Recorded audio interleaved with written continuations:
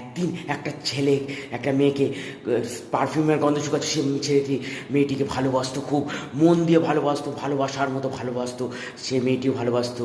একদিন দুটো মেয়ে শ্যাম্পু দিয়ে চান করছিল, হঠাৎ মেয়েটি ক্রিসমাস ছিল, সে ঘন্টা দিয়ে কী সুন্দর সাজালো, মেয়েটির পছন্দ হলো না, চলে গেল। সে একদিন তার পিছন পিছন হাঁটতে থাকলো, মেয়েটি বুঝলো তাকে ফলো করছে ছেলেটি।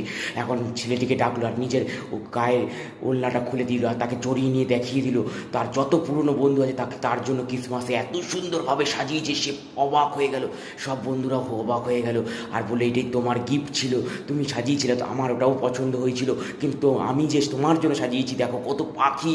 আর ছেলেটি মেয়েটিকে আনন্দ দিল, ভালোবাসা ভাসলো, বিড়াল ছিল এবং তাদের ভালোবাসা জমে উঠল পরম।